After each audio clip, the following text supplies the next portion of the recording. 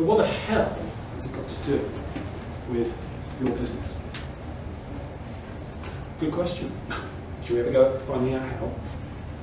Right. What's your goal? What's the race that you're running? Retirement, which takes money. Yeah, you're in business to make a profit. Even if you're not, I'm not suggesting that people drive around in Maseratis, but you need to make money to put food on the table, and that takes profit.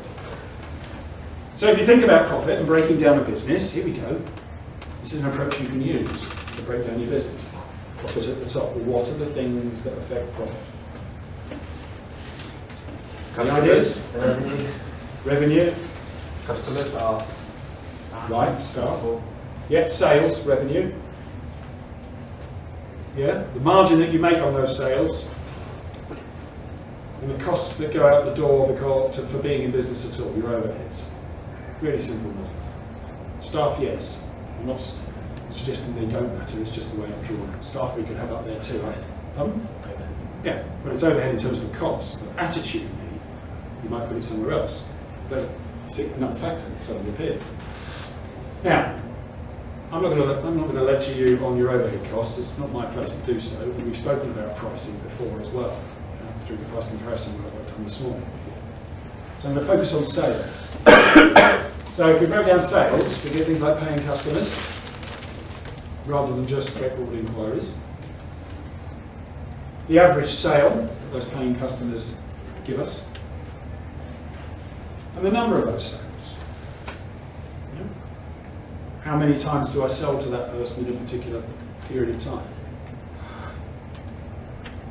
So, paying customers. What affects the numbers of paying customers? Advertising. Could do, yep. Any other ideas? Customer service. Price. Service, price, okay. Location. Location, could, yeah. None of these things are wrong, right? You're just working in a different order to how I'm doing it. All I'm showing you is a way of thinking about it. Because sooner or later, I'll end up with what you're saying anyway, doing it this way. You've just got to do it in a slightly different way. You can look at it simply by saying paying customers is the result of inquiries and conversion. The number of people who walk through the door versus the number of those that I can actually get to buy from me. Inquiries come from new customers and from existing. Repeat, yeah, that's another way of putting it. Existing customers. See, you follow? This is how you can build it out. The number of levels doesn't matter, and what factors are at which level doesn't matter either. All you're doing is every time you find a factor thinking, okay, what affects it? What affects it? What affects it? That's what you're doing. Building a hierarchy. So, yeah, new customer inquiries. What affects new customer inquiries? Advertising. Reputation. Yeah. Referrals. Well, I've looked at it from just this level at the moment. Do more marketing or do better marketing? Now, that's an interesting one, because every time you think about what affects things, you can think about quality versus quantity. Yeah? I will get more customers through the door, or if instead of doing 50,000 leaflets, I do 1 million. 20,000 leaflets and I do 20,000. Yeah? I will get more customers through the door if I do the same 10,000 leaflets, but I have a great piece of marketing, something that really engages and captures attention.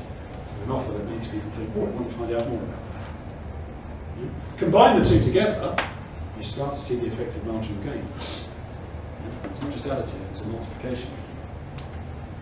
But yeah, marketing, yeah? So do more leaflets, more advertising,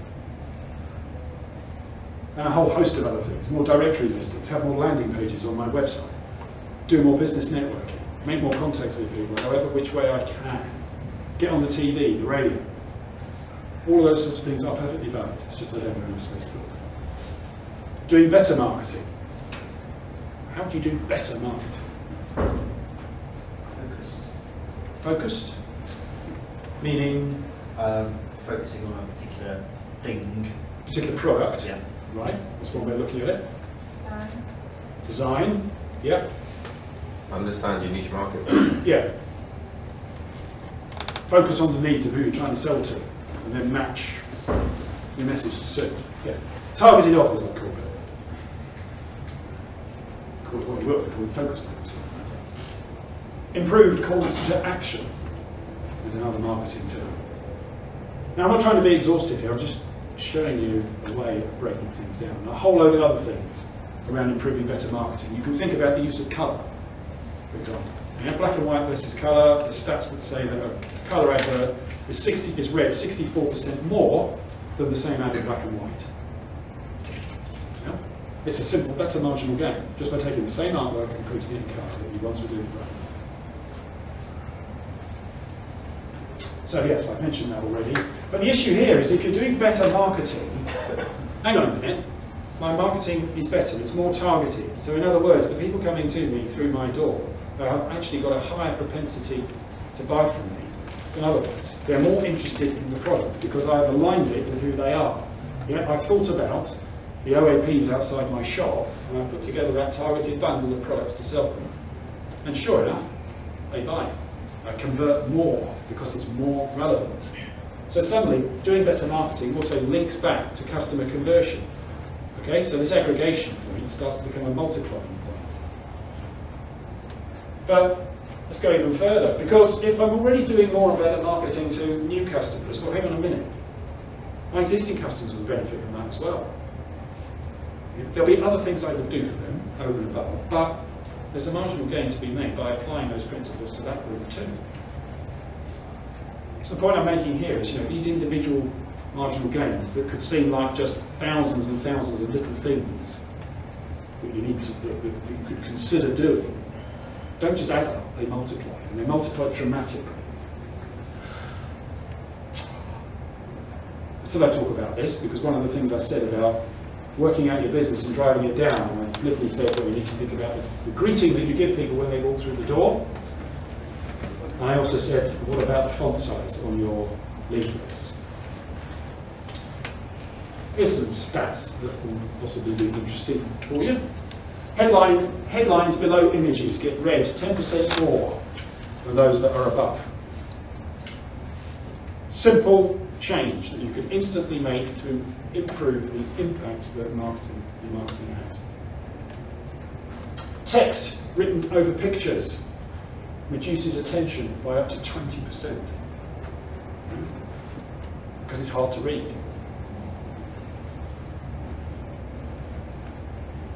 Large initial drop caps, you know, where you see in printed material sometimes where perhaps the sentence starts with the word the and the T is really big.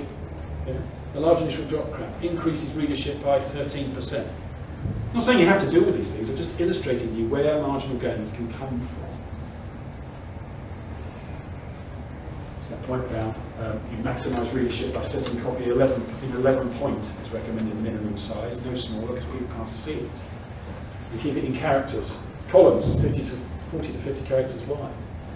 Don't set body copy in reversed out type, it's hard to read. Captions under images get twice the readership of the associated body copy.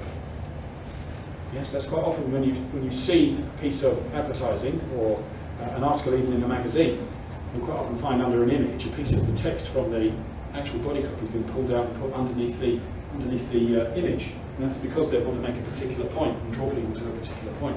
Because naturally as humans we're drawn to the image, we read what's immediately below it. It's just simple mechanics. And it goes on. It goes on. And if you're interested, I don't plug books, I don't get any royalties out of it, but I got that back in 2005 when I was running a design and print business. And I can honestly say it's a fantastic book. 26 quid. Okay, it's worth every penny. That's my choice and my decision.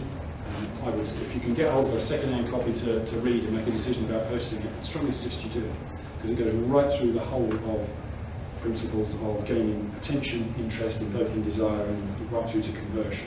All of the little things you can do to improve what you're doing. So, assessing performance when thinking about that, yeah, I've already mentioned this, think about quantity and quality. So, you know, more marketing versus better marketing. Well, here's another one for you. You'll get more inquiries if your opening hours are longer. It's just a simple fact, isn't it? Because more people are passing by. In fact, you could probably get disproportionately more if you opened at the time when most people are around. So if you're on a morning run, be that for people taking kids to school, for people walking through to get the train to go to work. Yeah, if you opened early or opened late, that will have a big effect too. I've got a customer I've met with in Huddersfield who opens deliberately until 9 o'clock in the evening. Why? Because he's on a major arterial road. So what? There's all that business traffic passing. So what? They all come in with their iPhones and iPads and broken screens. He has a ton of business late in the day, all because of targeted opening hours. And the whole is greater than the sum of the parts, which is a point I hope I'm getting across to you. This isn't just about lots of little things that individually add up to a lot of little things added up together. I said that quickly, didn't I? Yeah, there's more to it.